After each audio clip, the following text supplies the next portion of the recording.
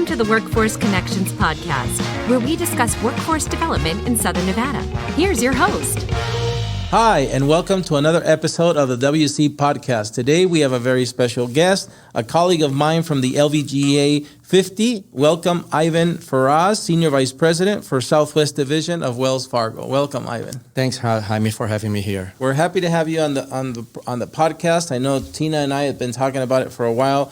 We want to let people know a little bit about your role in Wells Fargo, obviously what Wells Fargo does for the community, and also talk about economic development a little bit. So let's get started with you, though, because I just learned that you're, let you tell the story. Tell us where you were born, where you grew up, went to school, college, your first job, and then your journey into this financial world. Sure.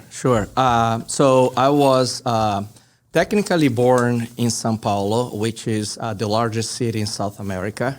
But within 6 months after being born, my family moved to Rio de Janeiro. So if you're Brazilian, you know that I have what they call carioca accent, which are from people that they're born and raised in Rio.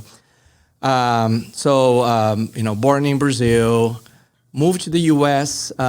Right after college. So I went to Universidade Estácio de Sá in Rio, and I graduated in hotel management program in Rio. So after that, I moved to the U.S. and as most newly immigrant, learning the language and trying to overcome, barriers within, the culture.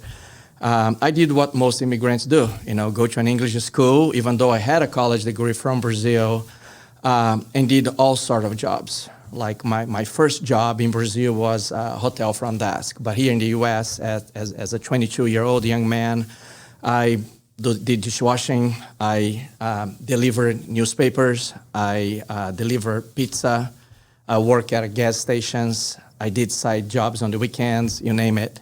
And as time passed by and you get comfortable with the language, I decided to go back to school in the U.S. And I think this was 1995. I went back and I was living in Los Angeles at that time. And I went to California State University, Los Angeles. And I was 25. All my classmates were 17, 18. And I had a thick accent. I still do, as you can tell. So it was a little bit intimidating at that time. But, I successfully graduated in economics and international business from Cal State LA.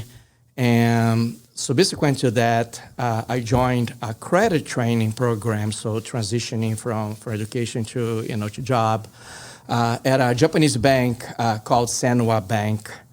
And while I was going to the credit training program, which was a great way to learn credit, it was a 6 months program. And while I was doing that, I continued my education. I attended the University of Laverne in California, where I eventually I got my MBA in supply chain management with a focus on finance. So I went to the credit training program at Sanwa. At that time, Sanwa and another Japanese bank called Tokai Bank, they merged and they became United California Bank. And shortly thereafter, Bank of the West acquired United California Bank. So I worked a few years for Bank of the West. My manager left. He went to a competitor. So I joined him, worked this time in the San Fernando Valley in Encino in California. Got married, had a kid, and we decided to move to a place where there was, in my opinion, better career, advancement opportunity, and lower cost of living. So there was an opportunity at that time to apply for a job, and eventually I got the job at Wells Fargo Bank early 2005 in Phoenix, Arizona. So I transitioned from California to Phoenix, Arizona. So as of today, I've been with Wells Fargo for 19 years, almost 20 years, going back to very early 2005. And I did different jobs. I was an individual contributor, meaning that I had a book of business in middle market banking. And middle market bank is defined, at least today, companies that have annual revenues from $20 million up to the billions. right? Anything below that go to our small business bank. Anything above the billions go to our corporate banking group. So we manage, a huge range of spectrum industries, but within those 20 million to $2 and $3 billion in revenue that falls under my group. So I had a book of business. I did that for about 11 years. After that, I felt that, I used to manage hotels. That's how I moved to the U.S. as well. I didn't really had management experience in banking, so I decided to take on an opportunity within our trade group. So I was the trade manager for Wells Fargo at the West USA and West Canada. So a lot of traveling almost every single day of, covering a huge territory, as you can imagine. And my responsibility was to help companies that do import and export to optimize their international trade flow and international working capital. So we have a lot of tools that help companies do that. So I did that for about 2 years, and the travel was really too much, with a young kid. And so my current boss asked me to start what we call the Investor Real Estate Group in the Southwest. This was 2017, I think. And at that time, the Southwest was, I was based in Arizona, but I also covered Las Vegas, the whole state of Nevada, Arizona, Colorado, Utah, as well as El Paso, Texas, and New Mexico. So a big territory. And basically was help our investor real estate with the different capabilities that we have in the bank, whether it's on balance sheet or off balance sheet, to finance some of their projects and their real estate needs. Did that for about 2 years. Love what I did, but then my manager asked Ivan, there's an opportunity, to run the whole state of Nevada in commercial bank. We have a great team in Reno, a good team in Las Vegas, two completely different market. So I took on the opportunity in April 2019. Even though I was coming to Vegas for the last 4 years, whether it was at a trading capacity or investor real estate advisor capacity, 2019 I moved full-time. And I've been, since then, managing the commercial banking team for the state for about 4.5 years now. It has been great. I always, it brings me great joy to hear an immigrant story, because I have, a similar one. Came at a young age, washed dishes, served food. And again, I think it's a testament that this country, while we still have a lot of things that could be better, it still is the place on earth, I think, where somebody can come with the dream to work hard and succeed, as you obviously are an example. I have one follow-up question, because when I was a young man, as a merchant marine, I went to Rio de Janeiro. Oh, okay. And I happened to be there, believe it or not, during Carnival. So I saw the best of Rio and didn't sleep, I think, for 3 days, but it was amazing. I believe you. Yeah. And but I remember that, in Brazil, there's not just a passion for Carnival, but of course for football, for soccer. And it seems like everybody in Rio was a Flamengo fan. So were you and your family Flamengo fans? Because I know there's other teams, but that seemed to be the Carioca team. Yes, I am Flamengo. So there's 4 major soccer teams there, but I am Flamengo. You're right. Carioca. Yeah.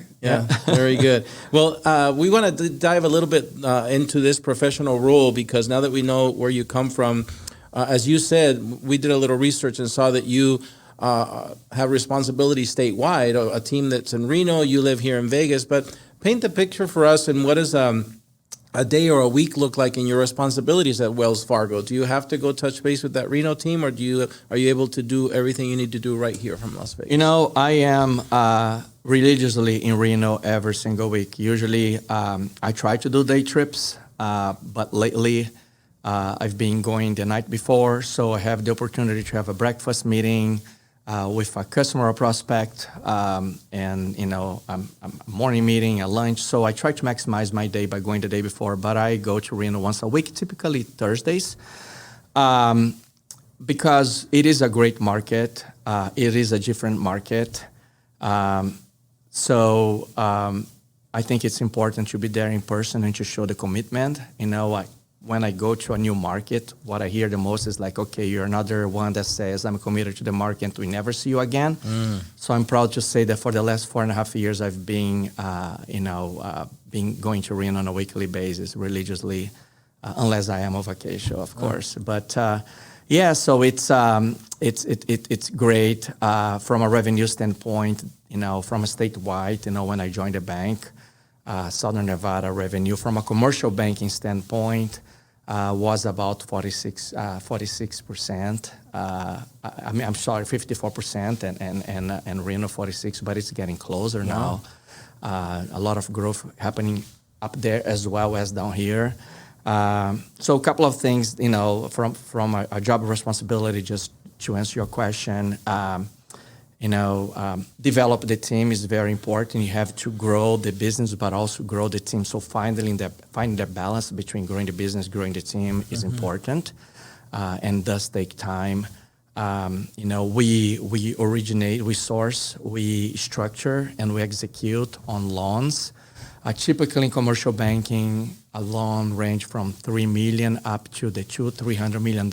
Anything bigger than that, we typically syndicate it, bring another bank in, and sometimes smaller, depending on the industry or the credit profile of the company. We want to, take less risk and commit a little bit smaller. But besides, outside of loan, there's just so much that we can do that I feel in commercial bank to be our client trust advisor. We have over 30 line of business. So if a company is growing overseas and they want to mitigate the interest rate risk or foreign exchange risk, we have tools for that. Or, whether they wanted to avoid or mitigate fraud, we have several treasury management solutions to prevent against imposter fraud or cyber fraud and you name it. If a company needs to buy equipment, we have our equipment finance team. If a company is growing too fast and it's falling a little bit outside of a credit risk appetite in commercial banking, from a leverage standpoint, we have another group that focuses those clients that rely primarily in AR and inventory. So we have a lot of tools in the toolbox to help the clients succeed, I feel. I think in this next question, even expose some things that people might not know about Wells Fargo, because in our research, we found out that they're a very innovative company. And again, here in Nevada, you are in charge of these efforts. So we found out that it has multiple people-focused programs, including early talent, BULL, which stands for Building Organizational Leadership Diversity, and then military veteran recruiting and retention programs. Of course, as you know, Workforce Connections, as Southern Nevada's local workforce development board, we partner with the LVGA, the Vegas Chamber, the Latin Chamber, Urban Chamber, all the different chambers of commerce here in our area, to really try to understand the needs of business when it comes to talent. It's one of the hardest things to do right now, is to sufficiently recruit and retain the talent that everybody needs to grow. So tell us, we were pleasantly surprised to hear some of these things, and I know there's more. So tell us a little bit more about what you think makes Wells Fargo innovative in this regard. One of these programs, Jaime, is the BULL, like you said, the Building Organization Leadership Diversity. And basically, it's a program that provides a mentorship and managerial opportunities for diverse leaders 4 to 5 levels below our CEO. Another program is, and I want to make sure that I look at my notes because this is very important, is the company-wide operating committee sponsorship program, which currently serves 42 participants, and each participant spends regular time with one of the operating committee sponsorship. And these sponsors, they get to know each participant on a very professional level, understand their professional aspirations, provide support to accelerate their career growth.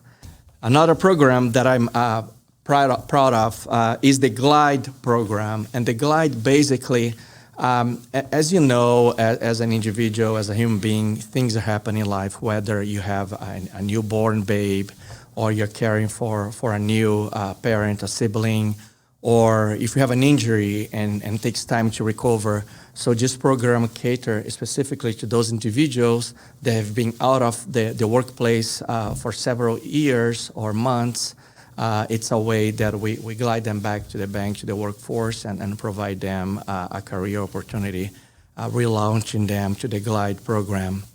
One thing that is important, Jaime, is our partnership with the Hispanic Scholar Fund, in which the bank over the last 10 years has donated $26.8 million in support of thousands of undergraduate and graduate Hispanic toward their scholarships and really try to help them get through college.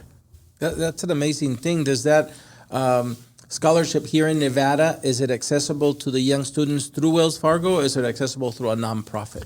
It's accessible through a nonprofit. Okay, yes. Very good. And so that's a lot of good information, I think, about Wells Fargo. If somebody wanted to go hear it again, read about it again, is it easily accessible in the Wells Fargo? In the wellsfargo.com, it is easily accessible. Okay. Or they can just reach out to me, and I will put them in the right direction. For okay, sure. So we will make sure to put the wellsfargo.com URL address here on our screen, information, contact, and email for you, so that somebody who's interested in more can access that information. Absolutely. Have to help. Very good.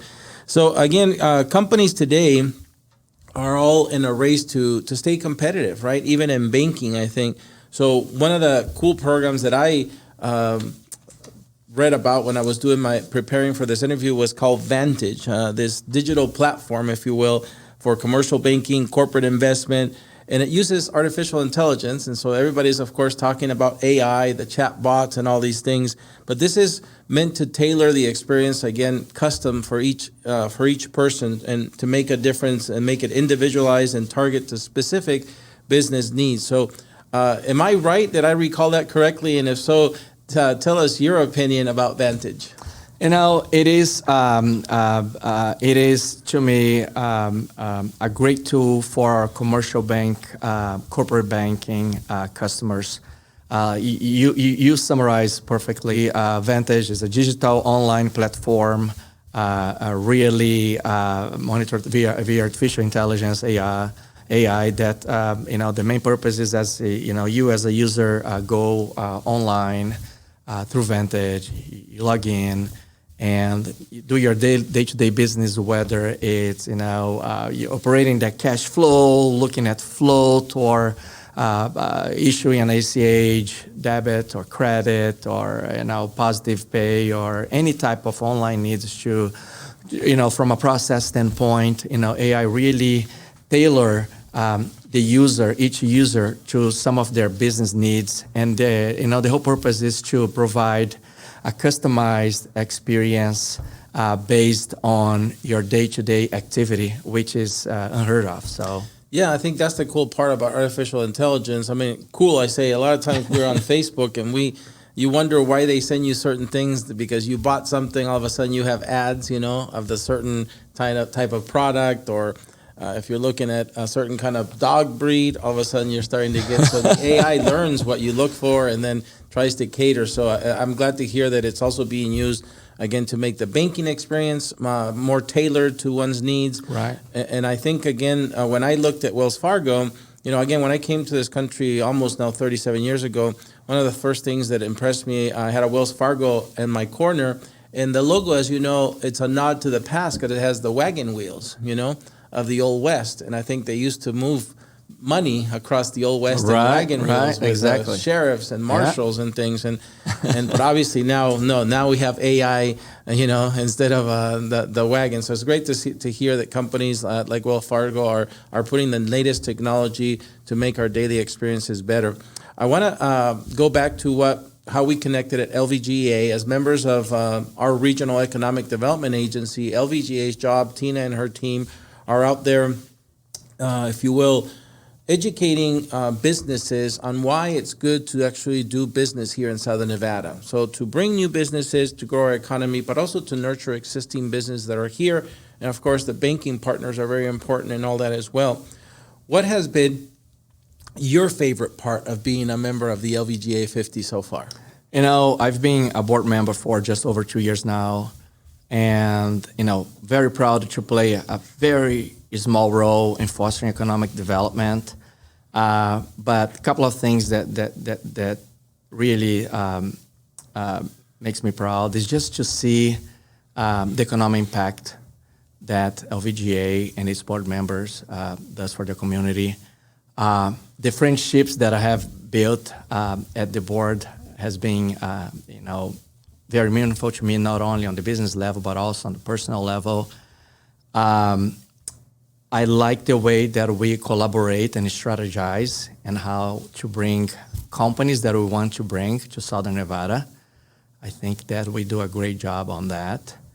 And, collaborating with a diverse stakeholder at the board level, I think that has been fun. Yeah, I think like me, you're very much a relationship person, and you really enjoy the development of the relationship while you're doing business. And so I'm glad to hear that.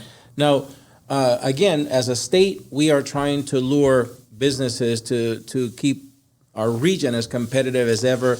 What things do you think we need to focus on as a state, as a region, in order to stay competitive and be able to attract these new companies to do business here? I think, a couple of things. Number one, the quality of life, right? We need to continue investing in amenities and healthcare. Another thing, we have to market the state, develop, and execute a strategy that shows that Nevada strengths such as we are a business-friendly state. I think that's important. I think we already do a good job at that. Got to streamline the regulations a little bit. I think reducing the barriers for new business will help us get there. Another point that I make here is, provide incentive programs such as grants and tax. We're already doing that. I have to continue doing that. And last but not least, I think that we have to prioritize education and workforce. So, companies can come here and bring their employers, so they want to live and be proud of being a Nevadian. Yeah, I agree with you. We've learned a little bit more, I guess, like today about your role at Wells Fargo and the community from your having your work uniform on, if you will. But I've also learned through the research that you not only volunteer your time with the LVGA, but also you've done it in the past with United Way, American Cancer Society, Junior Achievement, Real Estate Investment Advisory Council, and Partnership for Drug-Free Kids. Did we miss any nonprofits that you've been involved with? And why is this involvement in this giving back to the community so important to you? I think it's fulfilling. It's a fulfilling way to make an impact and to give back to the community, right? I think that I'm an American citizen. I have been for over 20 years now, and love this country. Very proud of this country. This country has given me so many opportunities, and now I'm in a position to give back, and it is my responsibility to do that, and I love doing that. In fact, one of the things that we do as an organization, Wells Fargo, we provide each employee 2 days of time off to volunteer, to give it back to the community, paid time off. So you go volunteer and you get paid for it. Do something that you care about, that is close and dear to your heart. But I think that it is important to give back and foster economic development, commitment development by being a leader in the community. So you probably missed a few, but it's something that I don't keep track. If somebody asks for help and asks for my presence, gladly if I'm available to participate and give back in any type of not-for-profit or charity organization that may be needing some help or guidance. And it's great that you work for a company that gives all of its employees a couple of days to do that. I think that's a great example. Yeah, just here in Nevada, if I'm not mistaken, we have approximately 1,600 employees in the state between North and Southern Nevada. And I may be wrong, but I think we have volunteer 4,900 hours. Wow. So it's fantastic. Yes. Yeah, very good. We've heard a lot about what you do, again, when you're working, even when you're volunteering in the community. But tell us a little bit about your personal time. When you're not working, volunteering, what are you doing with your family? What are your favorite hobbies or activities? Is it travel? Is it food? Is it sports, music? All of the above. Okay. So, I do enjoy playing pickleball. Play quite a lot. Lately, that has been one of my favorite hobbies. I do play the guitar as well. Wow. When I'm in Rio, I do play beach tennis. Yeah. Anything that has a racket, whether it's ping pong. Do they call it paleta over there? They call raquete. Hakachi. Raquete, paleta in Spanish, raquete in Portuguese, yeah. So, what else? Play the guitar, pickleball, beach tennis. My son is a ice hockey player. I have a 20-year-old, so I'm into hockey. Wow. Go Golden Knights. Yes. What else? Do like to dance salsa, believe it or not. Wow. Not lambada, so I enjoy doing that. And, going to movies and traveling. Very good. Like Have you been people. the most popular band here in town? There's several, but I think they are like a 12-piece band. It's called Latin Breeze. Have you ever? No. So you should look for them. I think tonight, Friday, they're at the M Resort. Okay. So if you want to dance salsa, that's probably. Oh, yeah, Friday nights. Yeah. Yeah, Friday nights. Yes, I heard of it. Yeah. I haven't been, and I think it's, I hear it's the place to be. It's the place to be if you want to dance salsa. I need to learn some new moves before Okay. All right. Well, I also enjoy salsa a lot, so maybe we'll have to do that then. Salsa, bachata, they are, Yep, all of that. They great. play bachata, cumbia, lots of genres. So. Well, maybe I'll go there tonight. Okay, that sounds good. So, Ivan, we've got to learn a lot about you. And like me, again, we are not in the beginning of our careers. We were given the opportunity here in this country, again, to work hard, contribute, be successful. But there's young people out there that are, where you and I were when we were 18, 16, somewhere in there, when they see their life in front of them. And if they look at you and say, I'm an immigrant like Ivan, or maybe not, but, when I get to his age, I want to be the heads of a Wells Fargo. I want to contribute to many nonprofits. I want to make a difference in my community. What advice would you give a young person who has still their life ahead of them and all the learning to do to be able to one day be a community leader as well? I think a couple of things. One, do what you love. If you do that, you're never going to feel like you're working a single day in your life. Be humble, right? Be a good listener. I think that's very important, and I think that the younger generation, including my own son, knows everything. Right? Just be a good listener. What else? Like if you are in the relationship business, I actually heard that from a former mentor of mine. If you treat your customers like family. And your prospects, like your customers, in the end of the day, you're gonna be all right? Just like any family, times are good. Sometimes they are not. You have disagreements, but you have the respect, you have the trust that you sit on the table, you talk through, you work things out, and you move on. So I think that by treating your customers like your family and your prospects like your customers, will help you go along the ways. That's very good advice, Ivan. Before we reach the end of the podcast, I wanted to throw the mic back to you to see if there's any events, information, initiatives that are happening in the world of Wells Fargo or beyond that you want to share with our listeners, our viewers, that we can, and if there is, we'll make sure to put the information on the screen as well. Sure. Here in Las Vegas and in Reno, I'm putting together our second annual economic and interest rate event. It's going to happen at Panivino, February 21st or 22nd. One day is in Reno, the other day is in here in Las Vegas. So I'm bringing an economist from New York, as well as an interest rate specialist from Los Angeles to educate our customers and our stakeholders in those two very important subject matters, not on a local level, but also at the micro level. Mm-hmm. We are getting ready. We're working towards our 6th annual Women's Leadership event. One of my banking leaders, she is all hands on deck on that. We do several micro events with different partners in the community, whether it's a pickleball event, whether it's a happy hour, a book club, you name it. So we do about 6 or 7 of those throughout the year on a smaller group. And one thing that I want to make sure the audience know about Wells Fargo, and I have to look at my notes so I don't miss that. So I said Please that do. We have about 1,600 employees on the state, about 4,900 employee volunteer hours, and I think it's probably double than that because we have to log in the systems. so it can be counted. And a lot of times you're busy, myself included. I should do a better job logging the volunteer hours so it can get counted toward corporate level. We have about 90 branches in the state, about 300 ATMs. But one of the things, there was this ranking according to the Diversity Inc., which says that Wells Fargo is one of the top 50 companies to work for with regards to diversity. A couple of statistics here. This one makes me very proud.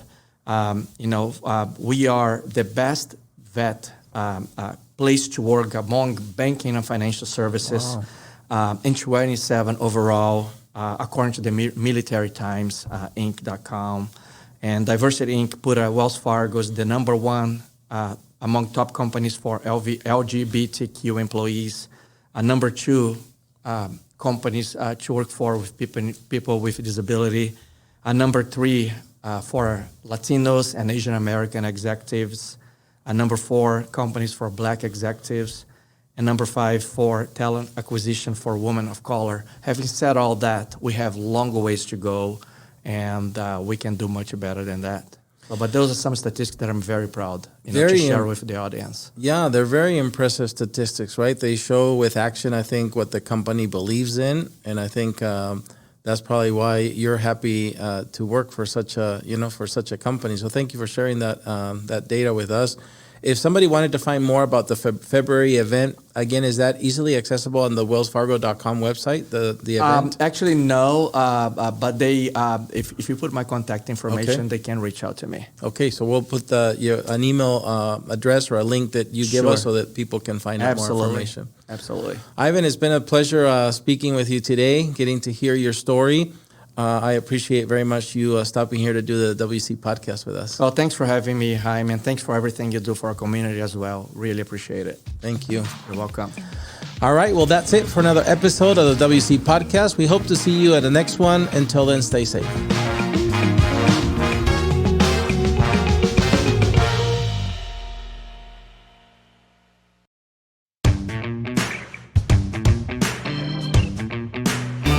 All right, so Ivan, thank you for staying over to doing our bonus segment called Against the Wall.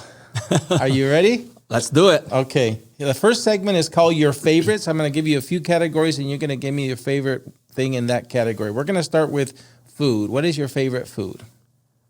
Italian. Favorite movie? The English Patient. Favorite book? The Alchemist. Your favorite subject in school? Geography. Your favorite subject in college? History. Your favorite holiday? Thanksgiving. Your favorite college sports team? San Diego State. Your favorite professional sports team? Lakers. And your favorite Las Vegas sports team? Golden Knights. There you go. Go Knights, go. Kerry Boobles will be happy. Yeah. Next segment is called Tough Choices. I'm going to give you two choices, and I need you to pick one for me. So we'll start with, you rather go on a vacation or a staycation? Vacation. When you get to a vacation, would you rather stay in a hotel or an Airbnb? Hotel. Now, would you rather spend the day by the ocean or hiking in the mountains? Ocean. Would you rather retire on a ranch or in the city? City.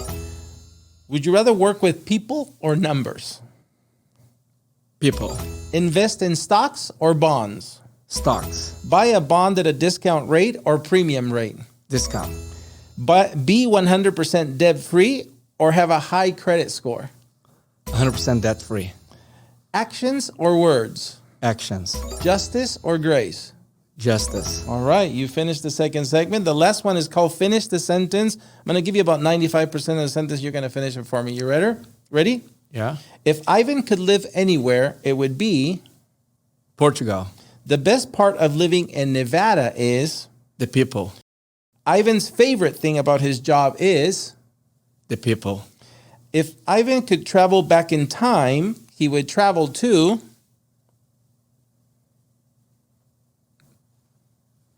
Rio. All right. Rio, when you were a child?